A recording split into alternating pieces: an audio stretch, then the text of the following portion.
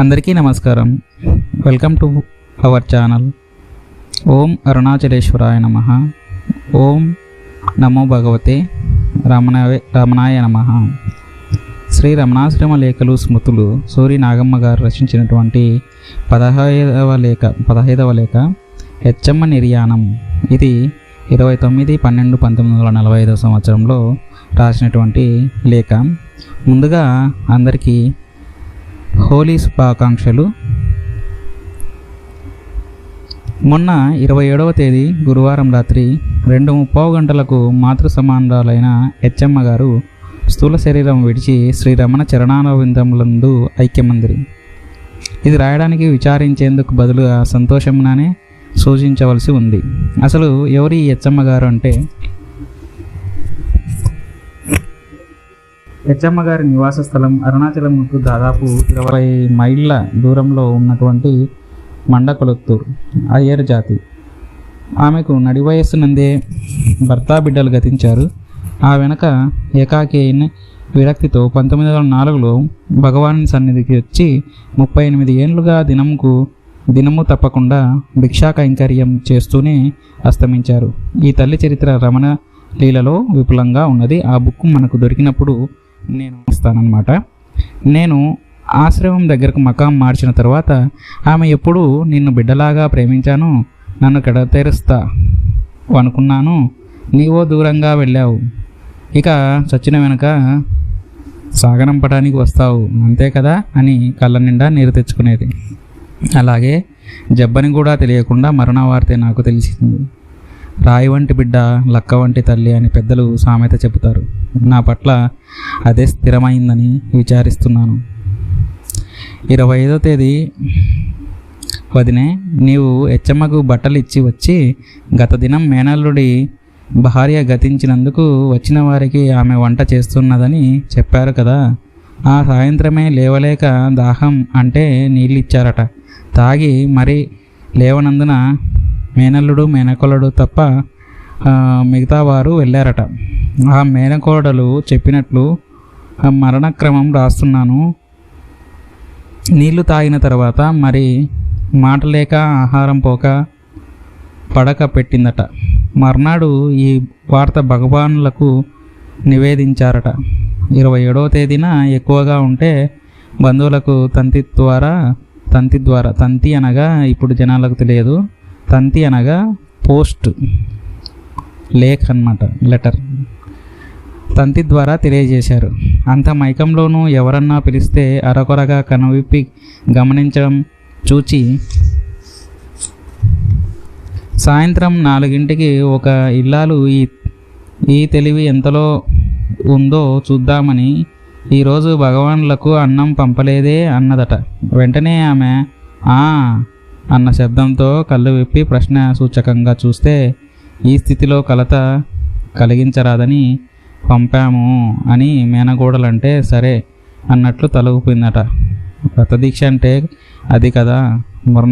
మరణావస్థలో ఉన్న కైంకర్యం మరవని ఆ తల్లిని ఏమని పొగడాలి? కైంకర్యం అంటే ఒక పని అన్నమాట.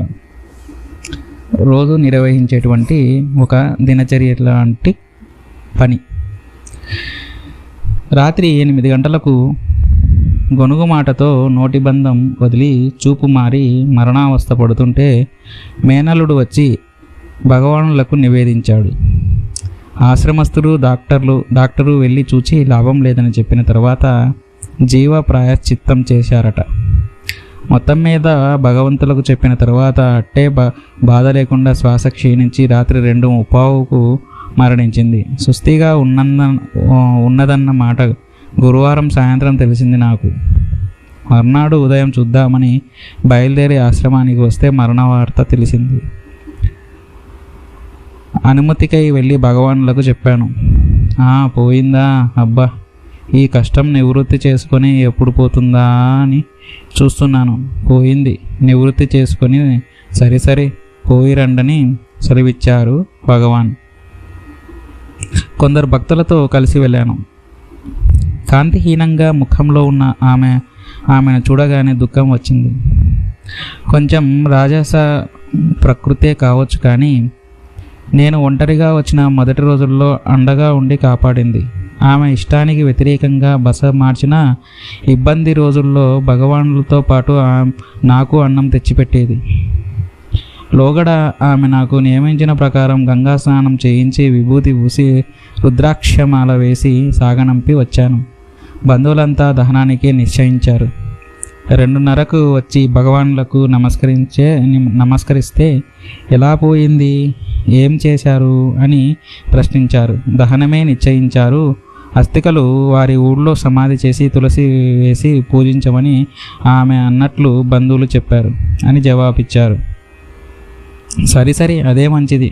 గణపతి శాస్త్రికి వాళ్లకు అలాగే చేశారు అన్నారు భగవాన్. నేను కూర్చున్న వెనక ఓదార్పుగా నాతో మళ్ళీ ఇలా అన్నారు భగవాన్.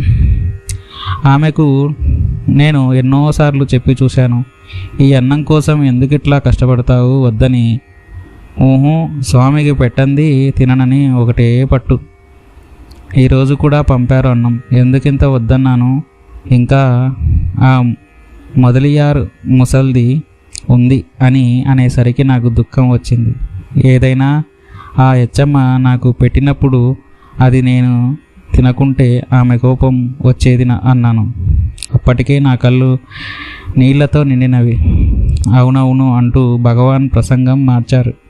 38 ఏళ్ల నుంచి స్వామికి పెట్టకుండా తాను తిననున్న వ్రత దీక్షకు భగవరాధన చేసిన ఒక భక్తురాలి ఇహ జీవితం అంతరించింది. మరొక విశేషం ఏంటంటే 27వ తేదీ సాయంత్రం పారాయణ ముగిసిన తర్వాత హాలును ప్రదక్షించి నమస్కరిద్దామని లోపలికి వెళ్ళేసరికి శ్రీవారు తదేక దీక్షతో ధ్యానజ్ఞులై చేతులటు జారవిడిచి అచలాకారంగా పద్మాసనంలో కూర్చొని ఉన్నారు. ఉజ్వలమైన జ్యోతి ద్వయమో అన్నట్లుగా కళ్ళు మిరుమిట్టు గొలుపుతూ అలౌకికమైన తేజ పుంజమే ఆకృతి ధరించిందా అన్నట్లుగా ఆ మూర్తిని చూసి విభ్రాంతి చెందాను. విభ్రాంతి అంటే ఆశ్చర్యంతో కూడినటువంటి భయం. పరికించి చూడాలనిపించింది. పరికించి అంటే దగ్గరికి వెళ్ళి చూడాలని అనిపించిందంట. కానీ ఆ తీక్షణతకు సహించలేక నమస్కరించి మహాత్ముల ఉజ్వల స్వరూపం దాల్చడానికి కారణం ఉండకపోదని సూచిస్తూ ఇంటికి వచ్చాను. రాత్రి భోజనానంతరం ఇష్టాగోష్ఠి సమయం గడిచిన తర్వాత కృష్ణ భిక్షు ఒక స్నేహితునితో మన ఇంటికి వచ్చారు. విశేషమేమంటే భగవాన్ అన్యమనస్కులైన ఉజ్వల రూపంతో సాయంత్రం మొదలు ఇప్పటి వరకు ఉన్నారని, దీనికేదో గొప్ప కారణం ఉంటుందని అన్నారు. ఏమా అనుకున్నాం. నిన్న హెచ్చమ్మ మరణక్రమం విడవడంతో మొన్న సాయంత్రం 5 గంటల నుండి ఆమె మరణ వేదనలో పడిందని, 9 గంటలకు భగవానుల వద్ద నివేదించిన తర్వాత బాధలన్నీ అణిగి ప్రశాంతంగా జీవనయాత్ర ముగించిందని చెప్పారు. ఆ సాయంత్రం భగవాన్ ఉజ్వలమూర్తిని ధరించుట ఆ భక్తురాలి భవపాశ విముక్తికే కాబోలునని మేము అప్పుడు అనుకున్నాం. అలాగా ఆయన అటువంటి ధ్యానం చేసేసరికి దీనికి ఇది కారణమని తెలిసిందనమాట.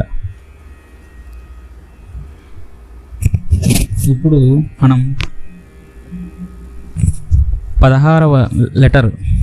ఇది రాసింది 30వ తేదీ 12వ నెల 1945వ సంవత్సరం. మొన్న ఒకనాటి మధ్యాహ్నం ఇష్టాగోష్ఠిలో భగవాన్ తాము ఈ ఊరు వచ్చిన మొదటి రోజులని సమాచారం జ్ఞప్తికి వచ్చి ఇలా సెలవిచ్చారు. గోపుర సుబ్రహ్మణ్యేశ్వర దేవాలయంలో ఒక మౌనస్వామి ఉండేవారు. నేను 1000 కాళ్ళ మండపంలో తిరుగుతూ ఉంటే ఒకరితో ఒకరు వారు నా వద్దకు వచ్చారు. ఆయన మౌనస్వామి, నేను మౌనస్వామినే కదా. ఒకరితో ఒకరు మాట లేదు, మంచి లేదు. మధ్యాహ్నమైంది. పాపం ఆయనే నన్ను చూసి, ఈ కుర్రవాడు ఎవరో చాలా నట్లున్నాడు, కొంచెం ఆహారం తెచ్చివ్వండి ఆ వచ్చిన వారితో చెప్పారు. సంజ్ఞ అంటే సైగ చేసి చెప్పడం అన్నమాట. వారు బ్రాహ్మణేతరులని, మలయాళీ అని, పేరు రామస్వామి అని, ఆ అన్నం భిక్షాన్నమేనని తర్వాత తెలిసింది. వారెప్పటికీ వస్తూనే ఉంటారు. సరే, మీరు చెప్పగానే వారు ఒక తగరు గొట్టంతో తెచ్చారు. ఉప్పుడు బియ్యపు రన్నం, పెద్ద పెద్ద మెతుకులు, పైన ఉప్పు, అడుగున పుల్ల నీళ్ళు, నంచుకునేందుకు ఊరగాయ బద్ద. అదే శ్రీ అరుణాచలేశ్వరుని మొదటి భిక్ష. నిజంగా ఆ సుఖం ఇప్పటి భోజనంలో రవ్వంత కూడా కనపడదు. పంచభక్ష పరిమాణాలు ఉన్నా దానికి సాటి రావు అన్నారు భగవాన్ గారు.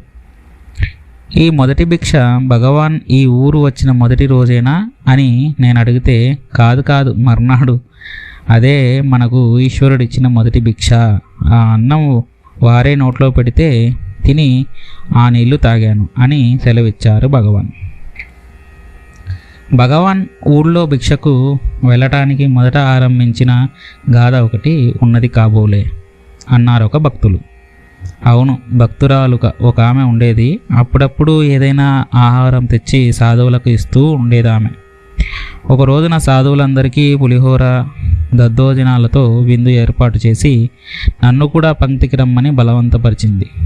నేను భిక్షకు వెడతాను రానని సంజ్ఞతో చెప్పాను. పంక్తి కన్నా వెళ్ళాలి, భిక్ష కన్నా పోవాలి. సరే, ఈశ్వరాజ్ఞ. ఆ భిక్షకు బయలుదేరాను. భిక్షకు వెడతాను, వస్తుంటాను అని ఆ అమ్మకు సందేహం. నా వెనకనే ఒక మనిషిని పంపింది. ఇక తప్పించుకోలేక కోవెలకు ఎడమ ప్రక్కనున్న వీధిలో ఒక ఇంటి ముందు నిలిచి చెయ్యి తట్టాను. ఆ ఇంటి తల్లి చూచి లోగడ నా సమాచారం విని ఉండడం వలన గుర్తించి, రా నాయనా రా అని సుష్టిగా భిక్ష పెట్టి, నాయనా నా కొడుకొకడు పోయాడు, నిన్ను చూస్తే నా బిడ్డలాగే ఉన్నావు, రోజు ఇలాగే రా నాయనా అని చెప్పింది. ఆమె పేరు మత్తమ్మ అని తర్వాత తెలిసిందన్నారు భగవాన్ గారు. ఇది 16వ లెటరు. నమస్కారం.